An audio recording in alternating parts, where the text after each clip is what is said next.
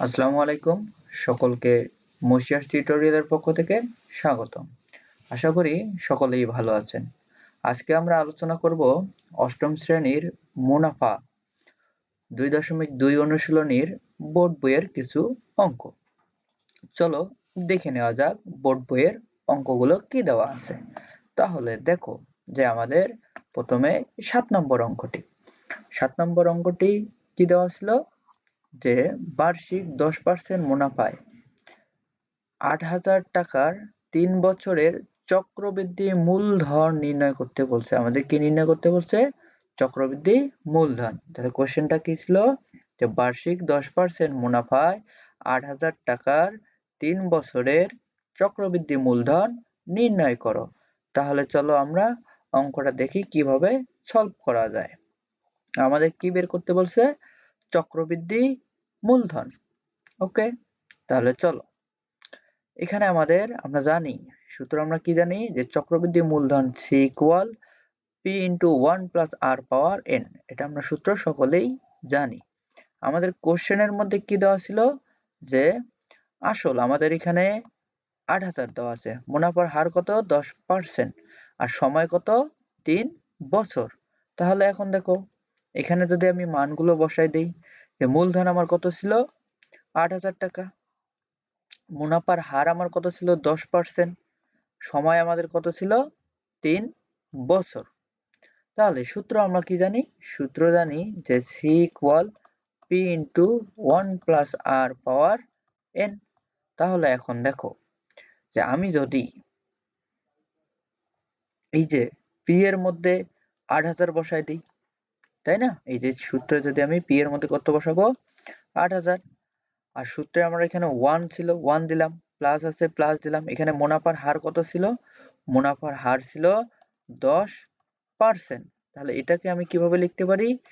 এর আগে যখন আমরা 2.1 অনুশীলনী করেছিলাম তখন আমি বলেছিলাম যে এই পার্সেন্টের পরিবর্তে 1/100 লেখা যায়।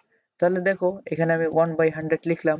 এখানে যদি আমি ক্যালকুলেশন করি তাহলে 1/10 হচ্ছে, কারণ এখানে আমি লঘিষ্ঠকরণ করছি। 10 দ্বারা আমি লব এবং হরকে ভাগ দিয়েছি। তাহলে আর এর মান আমি কত পাইলাম? আর এর মান পাইলাম 1/10। তাহলে এখন দেখো এখানে আমার কত ছিল 8,000, আর এখানে 1 প্লাস আর 1 প্লাস আর আর এর জায়গায় কত বসাবো 1/10, পাওয়ার কত ছিল 3। এখন দেখো আমি যদি এখানে লসাগু করি তাহলে কি হচ্ছে 1 যোগ 1/10। তাহলে এখানে লসাগু করলে ভগ্নাংশের যোগ বিয়োগ করলে কি হচ্ছে? যদি আমরা ভগ্নাংশের যোগ করি তাহলে এখানে 10 হচ্ছে। তাহলে এখানে আসতেছে 10 যোগ 1। তাহলে আমি এখানে কত পাচ্ছি? উপরে লব পাচ্ছি 11, নিচে হর পাচ্ছি 10। তাহলে এই যে আমি এখানে ক্যালকুলেশন করে দেখাই দিছি। এখন এখানে সবাই দেখো যে এই যে 11/10 পাওয়ার কত আছে? 3 আছে। এটা দ্বারা কি বোঝায়? এটা দ্বারা বোঝায় যে 11/10 এরকম আছে গুণ আকারে 3 বার। কতবার? 3 বার আছে। এর সাথে কত ছিল? এর সাথে ছিল হলো 8,000। ওকে, তাহলে এখন দেখো এখানে যে আমি কি করেছি। এই যে 8,000 ছিল, গুণন আমি দেখাই দিচ্ছি এখানে 11/10 গুণন 11/10, 11/10 আমি 3 বার লিখছি। কেন লিখছি? কারণ এই যে এরপর পাওয়ার 3 আছে। এখন আমি যদি এখানে ক্যালকুলেশন করি, দেখো এই শূন্য এই শূন্য ভাগ দেওয়া যায়, আবার এই শূন্য এই শূন্য, আবার এই শূন্য এই শূন্য। এখন 8, 11, 11, 11 এগুলো সবগুলো কি করতে হবে? গুণ করতে হবে। আমি যদি গুণ করি তাহলে দেখো যে গুণ করলে কত হয়? 11, 11, 11, 11 এর সাথে 8 গুণ আছে। আমি যদি গুণ করি তাহলে কত হচ্ছে? 10,648 টাকা হচ্ছে। তাহলে এটা আমি কি পেলাম? এটা আমি পাইলাম হলো চক্রবৃদ্ধি মূলধন। চক্রবৃদ্ধি মূলধনকে C দ্বারা প্রকাশ করা হয়। আশা করি সকলেই অঙ্কটি বুঝে গেছো। চলো এর পরের অঙ্কটি আমরা পড়ে নিই, তারপরে অঙ্কটি কিভাবে সলভ করব সবাই দেখে নিব। দেখো যে 8 নম্বর অঙ্কটি আমাদের কি ছিল? ৮ নম্বর অঙ্কটি ছিল যে বার্ষিক শতকরা 10 টাকা মুনাফায় ৫,০০০ টাকার ৩ বছরের সরল মুনাফা ও চক্রবৃদ্ধি মুনাফার পার্থক্য কত হবে? বার্ষিক শতকরা 10 টাকা মুনাফায় ৫,০০০ টাকার ৩ বছরের সরল মুনাফা ও চক্রবৃদ্ধি মুনাফার মধ্যে পার্থক্য কত হবে? এইটা আমাদের বের করতে হবে। তাহলে চলো দেখি আমরা কিভাবে বের করব। এখন দেখো এখানে আমাদের কিসের মান দেওয়া আছে? এখানে দেখো যে আমাদের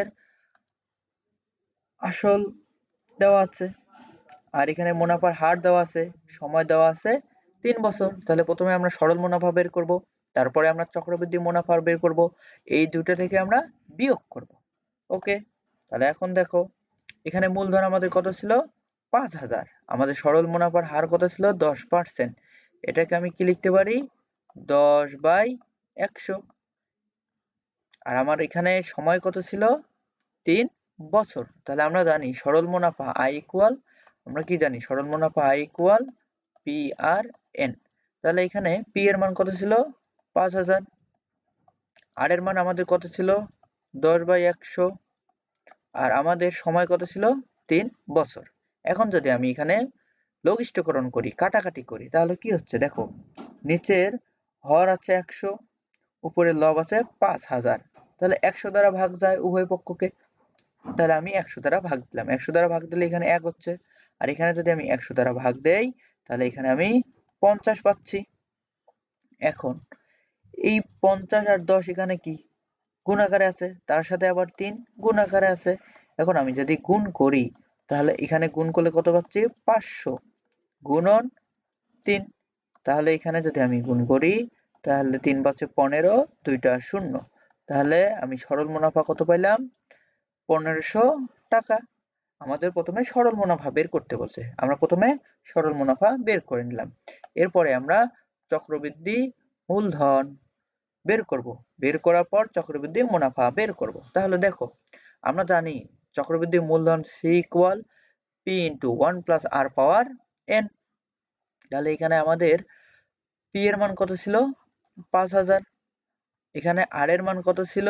R এর মান ছিল হলো 10%। তাহলে আমি এটাকে কিভাবে লিখতে পারি? 10/100। আমি তাই এখানে লিখে দিছি। তাহলে এখন যদি আমি এখানে লঘিষ্ঠকরণ করি, 10 দ্বারা উপরের লব ভাগ যায়, আবার 10 দ্বারা হরকেও ভাগ যায়। তাহলে এখন দেখো উপরে আমি কত পাইলাম? ১ পাইলাম, নিচে আমি কত পাইলাম? 10 পাইলাম। এখানে যদি আমি আবার যোগ করি, ভগ্নাংশের যোগ করি তাহলে কি হচ্ছে? তাহলে এখানে লসাগু করলে 10, বা 10 দ্বারা এটা এখানে 10 যোগ হলো 1, তাহলে এখানে আমি পাচ্ছি 11/10। তাহলে এই যে আমি 11/10 দিলাম। এখন এখানে দেখো যে আমি এই যে 11/10 এর উপর পর কত আছে? 3 আছে। তাহলে এটা দ্বারা কি বোঝায়? যে 11/10 আছে 3 বার, আমি তাই লিখে দিছি। এখন এখানে যদি আমি লঘিষ্ঠকরণ করি, কাটাকাটি করি, তাহলে কি হচ্ছে? যে 10 দ্বারা ৫,০০০ কে ভাগ যায়, তাহলে 10 একে 10। আর এখানে যদি আমি 10 দ্বারা ভাগ দিই তাহলে কত হচ্ছে? ৫০০। আবার এই 10 দ্বারা আবার এই ৫০০ কে ভাগ যায়, তাহলে 10 দ্বারা যদি ৫০০ কে ভাগ দেই তাহলে এখানে হচ্ছে ৫০। আবার এই 10 দ্বারা আবার এই ৫০ কে যদি ভাগ দেই তাহলে এখানে কত হচ্ছে? ৫। এখন এখানে যদি আবার আমি এই যে ১১, এখানে আমি যদি ১১ গুণন ১১ গুণন ১১ গুণন যদি আমি ৫ করি তাহলে কত হচ্ছে? ৬,৬৫৫ টাকা হচ্ছে। এটা আমি কি পেলাম? চক্রবৃদ্ধি মূলধন। তাহলে চক্রবৃদ্ধি যদি মুনাফা বের করতে যাই তাহলে কি করতে হবে? যে দেখো এখানে আমি পেলাম হলো চক্রবৃদ্ধি মূলধন। ওকে, ৬,৬৫৫। আর এর আগে আমাদের এখানে P এর মান কত ছিল? ৫,০০০। এই যে আমি ৫,০০০ এখানে লিখছি। তাহলে এই চক্রবৃদ্ধি মূলধন থেকে যদি আমি P টা বাদ দেই তাহলে এখান থেকে আমি চক্রবৃদ্ধি মুনাফা পাবো। তাহলে এখন দেখো যে ৬,৬৫৫ থেকে যদি আমি ৫,০০০ মাইনাস করি তাহলে কত হচ্ছে, এখানে 5, এখানে 5, এখানে 6, এখানে 1, তাহলে 1655 টাকা। ওকে, তাহলে এটা আমি 1655 টাকা কি পাইলাম, চক্রবৃদ্ধি মুনাফা। আমাদের কি বের করতে বলছিল, আমাদের বের করতে বলছিল যে চক্রবৃদ্ধি মুনাফা এবং সরল মুনাফার মধ্যে পার্থক্য কত হবে। তাহলে পার্থক্য করতে গেলে আমাদের কি করতে হবে, এখন বিয়োগ করতে হবে। আমি দেখো এখানে চক্রবৃদ্ধি মুনাফা কত পাইছি, 1655, আর সরল মুনাফা কত, 1500 টাকা পাইছিলাম। এর আগে দেখো যে আমরা সরল মুনাফা কত পাইছি, যে 1500, তাই না? এখন দেখো তাহলে 1655 থেকে যদি আমি 1500 বাদ দিই তাহলে এখানে আমি কত পাচ্ছি, 155 পাচ্ছি। ওকে, আশা করি সকলেই বুঝে গেছো। এরপরে চলো আমরা অঙ্কটা দেখি কি বলা আছে।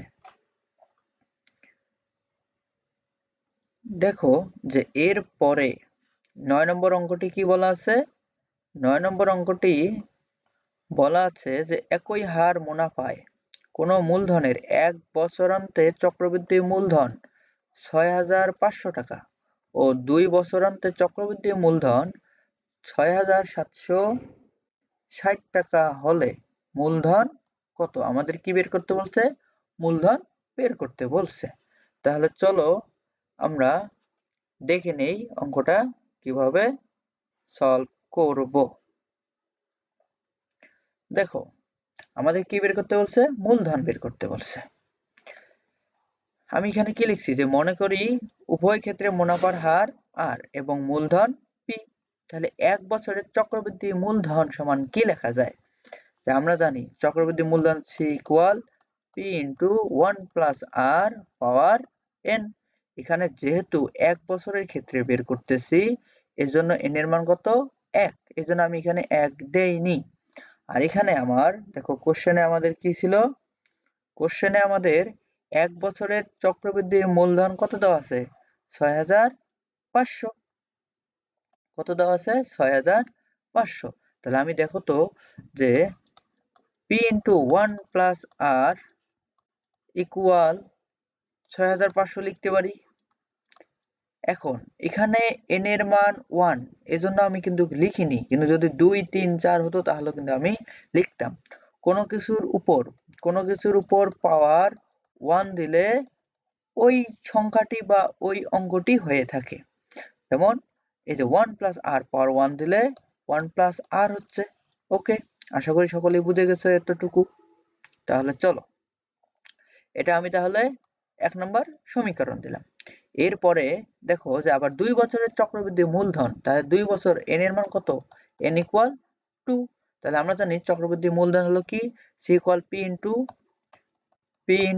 1 প্লাস আর পাওয়ার n। তাহলে n এর জায়গায় আমি আবার কত বসাবো, 2 বসাবো, কারণ এখানে 2 বছরের চক্রবৃদ্ধি মূলধন বলা আছে।